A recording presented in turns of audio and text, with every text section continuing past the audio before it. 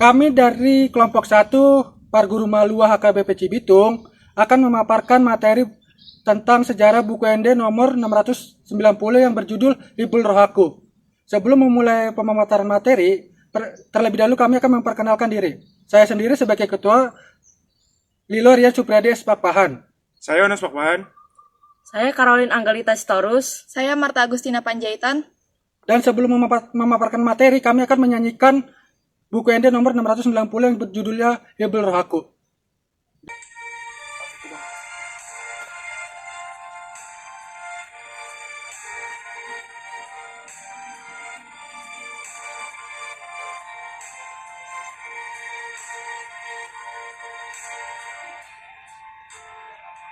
Hibur rohaku, Tuhan Yesus, sudah ngoluku di Tuhan Yesus, ihu tonoku, do Tuhan Yesus, lang olo au, sumurut be.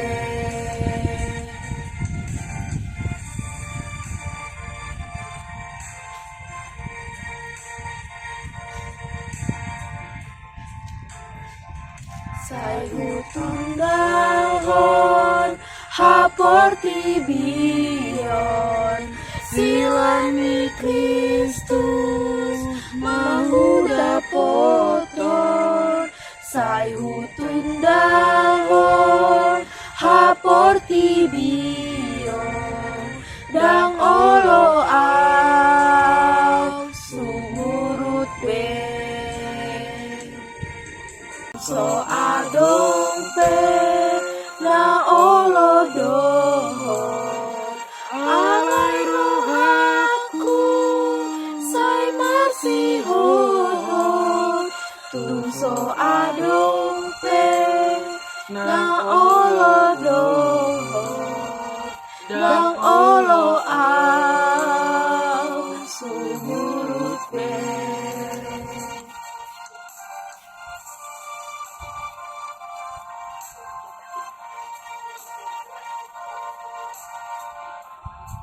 Beta ihut hon ma Tuhan Yesus, hona di jauh rohan patulus. Beta ihut hon ma Tuhan Yesus, say unang hon sumurut be.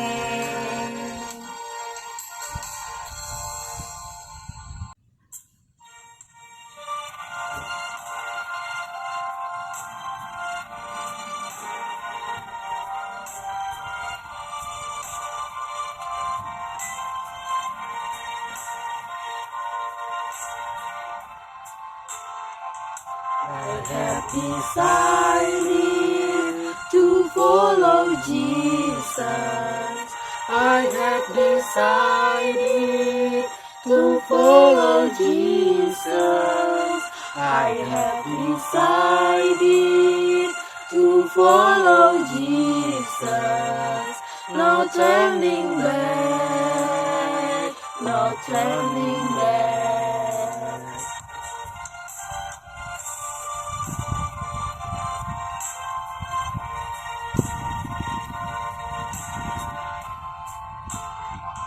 The world behind me, the cross before me. The world behind me, the cross before me. The world behind me, the cross before me. No turning back, no turning back. Tugman go with me, I still will follow. Tugman go with me, I still will follow. Tugman go with me, I still will follow. No turning back, no turning back.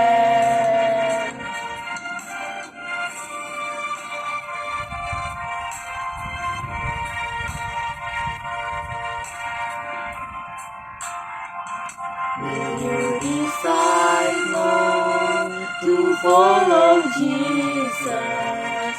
Will you decide not to follow Jesus? Will you decide not to follow Jesus? No turning back, no turning back.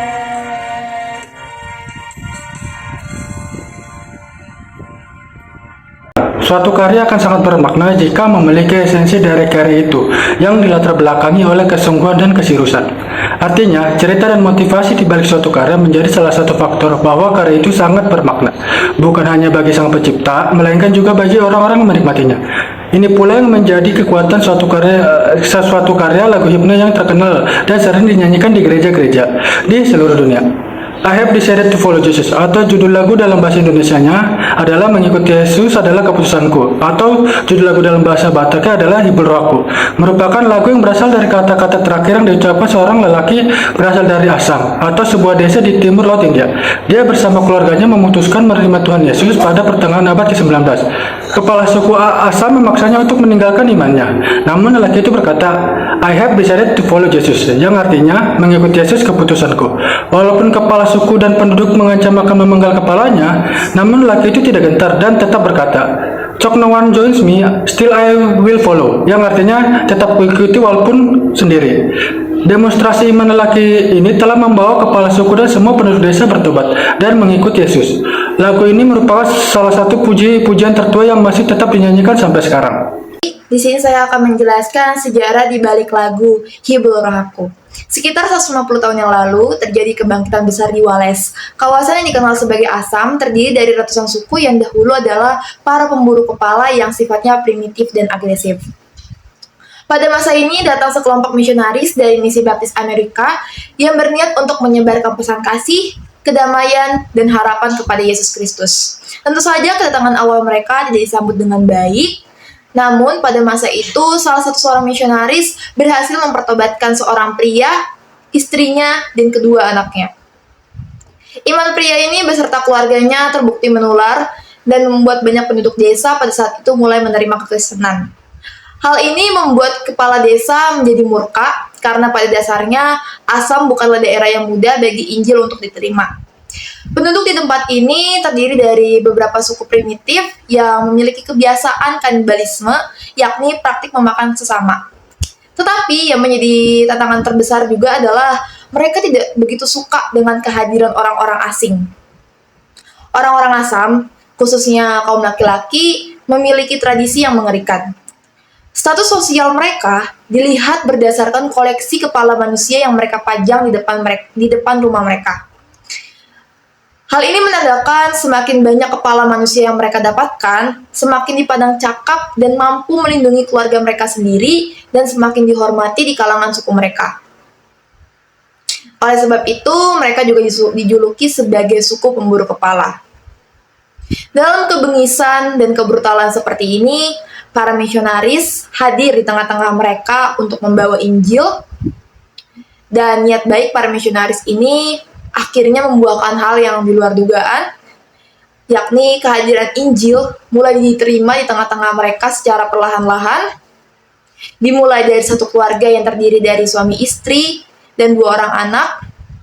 Beberapa bagian dari suku ini pada akhirnya memutuskan untuk menerima Yesus Kristus sebagai Tuhan dan Juru Selamat. Mengetahui akan kabar dan perkembangan ini, kepala suku memerintahkan semua warganya untuk berkumpul. Lalu, kemudian ia memanggil keluarga pertama yang menyatakan imannya kepada Tuhan Yesus untuk diadili di tengah-tengah kumpulan masyarakat desanya. Kepala keluarga ini diketahui bernama Nokseng, yang merupakan seorang kepala keluarga dari suku Garo. Nokseng beserta istri dan kedua anaknya pun diadili di tengah-tengah kumpulan masyarakat. Ketika sang kepala suku itu mengangkat tombaknya dan mulai mengancam Nokseng dan keluarganya supaya segera meninggalkan iman mereka. Namun, alih-alih menyerah dan berpaling dari Kristus, Nokseng justru mengatakan, I have decided to follow Jesus, no turning back. Mendengar kalimat ini, sang kepala suku menjadi tambah marah. Lalu ia dengan marah memerintahkan anak buahnya untuk segera menghujamkan tombak kepada kedua anak Nokseng yang pada saat itu tidak berdaya dan kemudian mati. Tidak sampai di situ, sang kepala suku pun kembali mengatakan kalimat, "Jika kamu tidak mau meninggalkan imanmu itu, bukan hanya anakmu yang mati, tapi kini istrimu juga akan mati." Tapi sekali lagi, bukannya menyerah, Nokseng justru mengucapkan kalimat, "Choknyeon go with me. Still I will follow. No turning back." Sekejap saja setelah mendengar kalimat ini, kepala suku memerintahkan anak buahnya untuk membunuh istrinya. Setelah istrinya mati, kepala suku berkata kembali, "Aku memberikan kamu satu kesempatan lagi. Jika kamu mau berbalik dari imanmu, maka kamu akan tetap hidup." Tetapi dengan mantap Nokseng berkata, "The cross before me, the world behind me. No turning back, no turning back." Ternyata ini adalah ucapan terakhir yang keluar dari dirinya, karena setelah itu kepala suku pun membunuh dirinya. Kematian Nokseng dan keluarganya ternyata berdampak besar sebagai jalan masuknya Injil Kristus dapat diterima dan menjadi berkembang secara pesat di daerah Assam. Beberapa waktu berjalan, sang kepala suku pun menjadi terganggu hatinya dan penasaran. Mengapa ada orang yang begitu kokoh, percaya, dan beriman kepada pribadi yang bernama Yesus Kristus? Tidak mungkin ada orang yang mau mati jika bukan karena kekuatan supernatural yang mempengaruhinya. Itu yang dipikirkan oleh sang kepala suku. Rasa penasaran ini membawa kepala suku pada akhirnya bertemu secara pribadi dengan Kristus. Ketika ia membaca Injil dan menjadi percaya karena kesaksian hidup keluarga yang telah ia bantai. Ia lalu memanggil seluruh rakyatnya untuk berkumpul di alun-alun desa, dan kemudian ia menyatakan imannya kepada Yesus Kristus di hadapan seluruh rakyatnya. Perbuatannya ini mendorong semua warganya untuk mengikuti kepercayaan sang kepala suku, dan pada saat itulah kekristenan menjadi lebih berkembang pesat di daerah Assam. Hari ini, Meghalaya, yang dahulu adalah daerah Assam, adalah negara yang subur di timur laut India dan merupakan salah satu dari 3 negara bagian India dengan mayoritas Kristen. Hampir 90% dari suku Garo adalah orang Kristen, dan kata-kata dari Nokseng di atas pun diubah menjadi suatu lagu himne yang indah dalam bahasa Assam dan dinyanyikan oleh seorang misionaris India. Menurut beberapa data, ada yang menuliskan bahwa sosok misionaris tersebut adalah Sadhu Sundar Singh, dan ada yang menuliskan sosoknya adalah Simon Kamara. Kemudian, lagu ini diaransemen oleh komposer Amerika bernama William Jason Reynolds, lalu kemudian dimuat di buku lagu persekutuan dan dipakai oleh Billy Graham sebagai lagu yang terus dinyanyikan di banyak KKR-nya. Dan hingga hari ini, gereja mengenal lagu I Have Decided to Follow Jesus sebagai lagu yang indah. Baik, selanjutnya adalah profil tokoh dan pengaruhnya terhadap lagu. Terdapat beberapa tokoh yang ikut berkontribusi dalam pengembangan lagu ini, yaitu ada Nokseng. Nokseng adalah seorang kepala keluarga yang tinggal bersama keluarga di Assam, India. Perkataan terakhirnya, sekaligus pengakuan iman terakhirnya, menjadi inspirasi dalam lirik lagu I Have Decided to Follow Jesus. Lalu ada Sadhu Sundar Singh, seorang misionaris India yang dikenal karena pengabdiannya dan kesaksiannya tentang iman Kristen. Dia lahir pada tahun 1889 di Punjab, India, dari sebuah keluarga Sikh. Pada usia remajanya, Sundar Singh mengalami pengalaman yang mengubah hidupnya ketika ia bertemu dengan seorang misionaris Kristen yang memberinya Alkitab. Setelah mempelajari ajaran Kristen, ia memutuskan untuk mengikuti Yesus Kristus. Sundar Singh kemudian meninggalkan kehidupan lamanya dan menjadi seorang sadhu, seorang petapa Hindu yang hidup dalam kesederhanaan dan berkeliling untuk berkhotbah dan memberikan kesaksian tentang Kristus. Ia juga yang menyanyikan dan menyebarkan lagu I Have Decided to Follow Jesus dalam bahasa Assam. Dia melakukan perjalanannya jauh ke berbagai tempat di India dan juga ke Nepal, Tibet, dan Cina. Kehidupan dan pengajaran Sundar Singh terkenal karena kedalaman spiritualitasnya, kesederhanaannya, dan pengalaman rohaninya yang mendalam. Meskipun Sundar Singh mengalami atau menghadapi banyak kesulitan dan bahaya dalam perjalanannya, termasuk penangkapan dan penganiayaannya. Ia tetap setia pada panggilannya untuk menyebarkan Injil. Dia meninggal pada tahun 1929, tepatnya di Himalaya, dalam keadaan yang belum pernah ditemukan dan tak ada jejak yang jelas dari keberadaannya setelah itu. Namun, warisan dan kesaksiannya tetap hidup melalui tulisan-tulisannya dan pengaruhnya terhadap orang-orang yang mengenalnya. Lalu selanjutnya ada William Jensen Reynolds, pria kelahiran 2 April 1920, seorang komposer musik Kristen. Dia adalah penulis selusin buku dan komposer lebih dari 700 lagu paduan suara, lagu himne, lagu anak-anak, dan lain-lain. Dia menjabat sebagai direktur musik untuk berbagai pertemuan di konversi Baptis Selatan dan Aliansi Baptis Dunia pada tahun 1958 sampai 1986. Pada tahun 1959, William mengaransemen himne asli dari Assam dan memasukkannya ke dalam buku kumpulan nyanyian dengan bahasa Inggris. Lalu ada Billy Graham. Billy Graham, seorang penginjil Kristen yang sangat berpengaruh pada abad ke-20.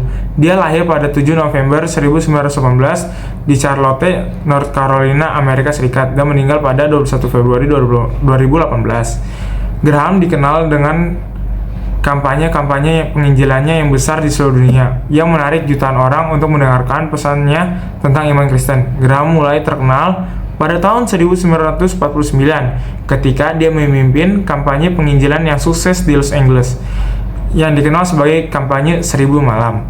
Dia menggunakan media massa seperti radio dan televisi untuk menyebarkan pesan-pesannya secara lebih luas.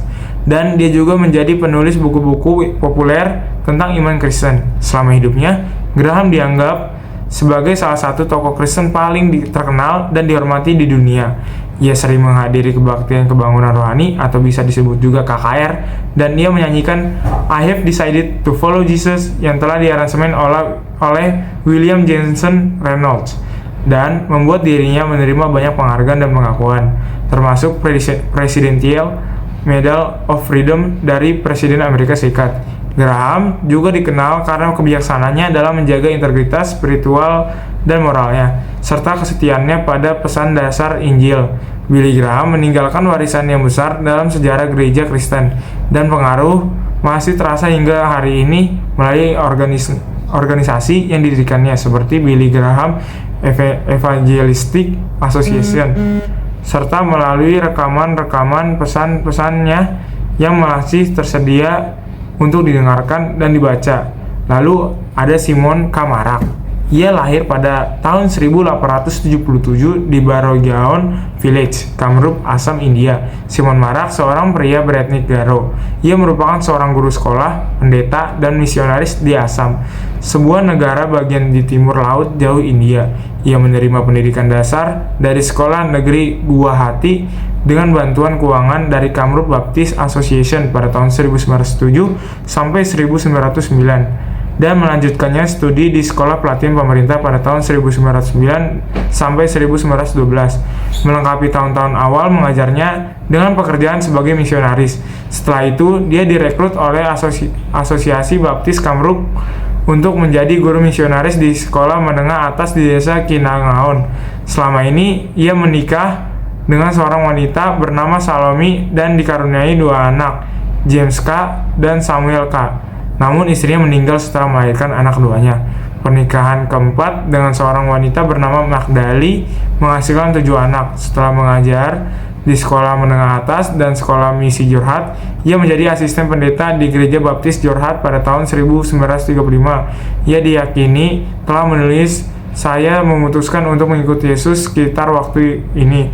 Salah satu putrinya, Onima, yang lahir pada tahun 1938 bersaksi, sejak saya mulai mengetahui banyak hal saat masih kecil, saya mendengar ayah saya menyanyikan lagu ini. Oleh karena itu, saya merasa dia menulis lagu ini sebelum saya lahir.